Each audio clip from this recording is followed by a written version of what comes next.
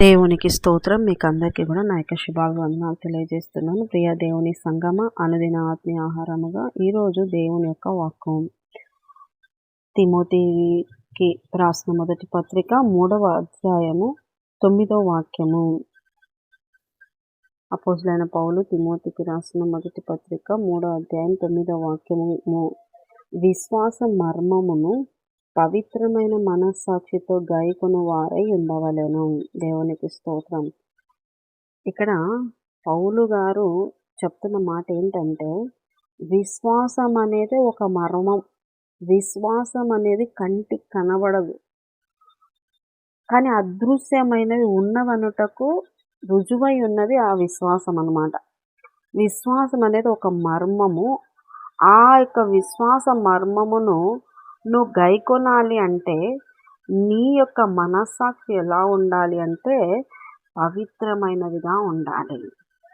కానీ మనస్సాక్షి పవిత్రంగా లేకుండా ఉంటుంది. అసలు ఈ మనస్సాక్షి అనేది దేవుడు పెట్టిన సీసీ కెమెరా లాంటిది అన్నమాట.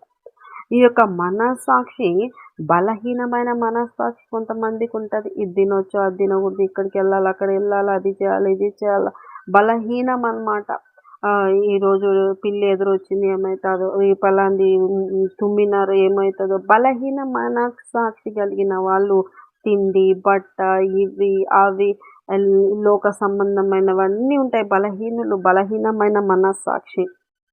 కల్మషమైన మనస్సాక్షి అంటే ఇది మనము కొరింథీ పత్రికలో మనం చూస్తాం. బలహీనమైన మనస్సాక్షి అంటే అది ఏదైనా బలహీనమైపోతూ ఉంటారు అన్నమాట.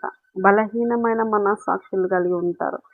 ఈ యొక్క కల్మషమైన మనస్సాక్షి అంటే హెబ్రీ పత్రికలో మనం చూసినట్లయితే 10:22లో ఉంటుంది. ఇది కల్మషమైన మనస్సాక్షి అంటే మనస్సు కల్మషమైపోయి ఉంటుంది. ఇంక అందులో స్వచ్ఛత, పరిశుద్ధత, పవిత్రం అనేది ఏముండదు అనమాట. వాళ్ళు ఏదైనా నడుస్తుంది అంతే.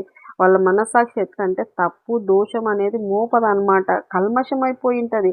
అది ఏ పాపమైనా చేస్తూ ఉంటారు, ఏదైనా ఒప్పుకుంటారు, ఏదైనా చేస్తారు, ఏ దానికైనా మొక్కుతారు. వాళ్ళకి ఏ రూల్స్ ఉండవు అన్నమాట. అసలు మనస్సాక్షి అనేటువంటిది వాళ్ళని గద్దించకుండా కల్మషం చేసుకొని ఉంటారనమాట. ఇలా కల్మషమైన మనస్సాక్షి, బలహీనమైన మనస్సాక్షి అనేటువంటిది ఉంటే నువ్వు విశ్వాస మర్మమును నువ్వు గైకొనలేకపోతావు. అయితే విశ్వాస మర్మమును నువ్వు గైకొనాలి అంటే నీ యొక్క మనస్సాక్షి ఎలా ఉండాలి అని చెప్తున్నారంటే పౌలు గారు, పవిత్రమైన మనస్సాక్షి ఉండాలి. నిజంగా పవిత్రమైన మనస్సాక్షి అంటే ఇక పవిత్రంగా మనస్సాక్షి ఉండాలి అంటే ఏం చేయాలి? పేతురు పత్రిక మొదటి పేతురు 3:21 మనం చూసినట్లయితే మొదటి పేతురు పత్రిక 3వ అధ్యాయము 21వ వాక్యంలో మనం చూసినట్లయితే ఇక్కడ ఒక మాట రాయబడింది ఏంటంటే, దానికి సాదృశ్యమైన బాప్తిస్మము ఇప్పుడు మిమ్మల్ని రక్షించుచున్నది. అదేదనగా శరీర మాలిన్యము తీసివేయుట కాదు గాని యేసుక్రీస్తు పునరుద్ధాన మూలముగా దేవుని విషయము నిర్మలమైన మనస్సాక్షినిచ్చు ప్రత్యుత్తరమే. హల్లెలూయా, దేవునికి స్తోత్రం. బాప్తిస్మం అనేటువంటిది పాపాలు ఒప్పుకొని రిపెంటెన్స్ అయిన తర్వాత ఇంకా వారు బాప్తిసం తీసుకున్న తర్వాత వారు శరీరము శుద్ధి అయిందని కాదు ఇక్కడ. వారు దేవుని యొక్క పునరుద్ధానము, యేసుక్రీస్తు యొక్క పునరుద్ధాన మూలముగా ఆవిషమై వారి యొక్క మనస్సాక్షి నిర్మలం అవుతుందంట. నిర్మలం అంటే కొత్త లైఫ్ స్టార్ట్ అవుతుంది.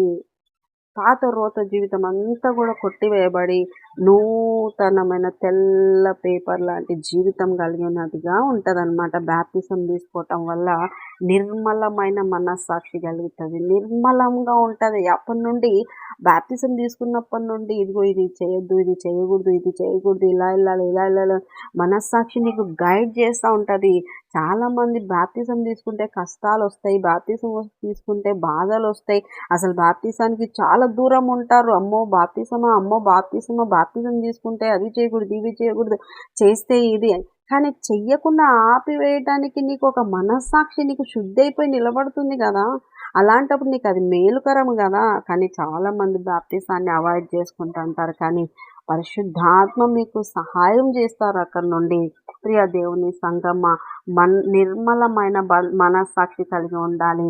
తర్వాత పరిశుద్ధమైన మనస్సాక్షి, మన మనస్సాక్షి శుద్ధి చేయబడాలి అంటే మనము ఏం చేయాలి? మనస్సాక్షి శుద్ధి చేయబడాలంటే ఏం చేయాలంటే హెబ్రీయులకు రాసిన పత్రిక 9వ అధ్యాయము 14వ వాక్యం అని చదివినట్లయితే, నిత్యుడగు ఆత్మ ద్వారా తన్ను తాను దేవునికి నిర్దోషినిగా అర్పించుకొనిన క్రీస్తు యొక్క రక్తము నిర్జీవ క్రియలను విడిచి జీవము గల దేవుని సేవించుటకు మీ మనస్సాక్షిని ఎంతో ఎక్కువగా శుద్ధి చేయును. హల్లెలూయా, దేవునికి స్తోత్రం. చూసినారా ప్రియ దేవుని బిడ్డలారా, దేవుని యొక్క యేసయ్య రక్తము ఎలాంటిదంటే నిర్దోషమైన రక్తం అన్నమాట. తన్ను తాను సమర్పించుకుని అర్పించుకున్న రక్తం అన్నమాట. జీవము కలిగిన రక్తం అన్నమాట. నిర్జీవ క్రియలన్నింటిని కొట్టివేసే రక్తము. ఆ రక్తము నీ మనస్సాక్షిని ఎంతో ఎక్కువగా శుద్ధి చేయును. బట్టల పైన పడిన మరకలు అలాంటి డిటర్జెంట్‌తో శుద్ధి అవుతాయి. ఇంట్లో పడినటువంటి మురికి దాంతో శుద్ధి అవుతుంది. కానీ మనస్సాక్షిపై పడినటువంటి కల్మషము, అపవిత్రత, ఆలోచనలలో దుష్ట తలంపులు, దుష్ట ఆలోచనలు, ఊహలు ఇవన్నీ చెడిపోయినప్పుడు నీ మనస్సాక్షి శుద్ధి చేయబడి మరింత శుద్ధి చేయబడడానికి ఒక్క యేసు రక్తము మాత్రమే. కనుక ప్రియ దేవుని సంగమా, మీ యొక్క విశ్వాస మర్మము మీరు గైకొనాలంటే, విశ్వాస మర్మము గైకొనాలంటే మీరు మీ మనస్సాక్షి ఎలా ఉండాలి అంటే పవిత్రమైన మనస్సాక్షి కలిగి ఉండాలి. కనుక బలహీనమైన మనస్సాక్షిని కలిగి ఉండొద్దు. కల్మషము కలిగిన మనస్సాక్షిని కలిగి ఉండొద్దు. కానీ నిర్మలమునైన పరిశుద్ధమైన మనస్సాక్షిని కలిగి దేవుణ్ణి వెంబడించువారుగా, విశ్వాసమును గైకొనువారుగా ఉండాలని దేవుడు కోరుకుంటున్నాడు. దేవుడు మీకు అట్టి దీవెన, అట్టి కృప అనుగ్రహించునుగాక. ఆమేన్. చిన్న ప్రార్థన చేస్తున్నాను. యేసయ్య నీకు వందనాలు నాయన.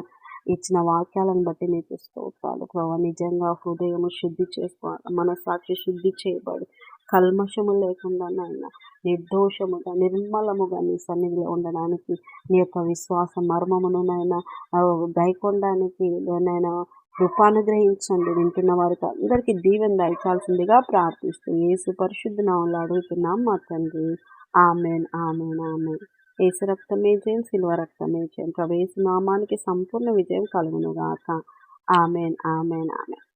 Good morning. Praise the Lord. God bless you.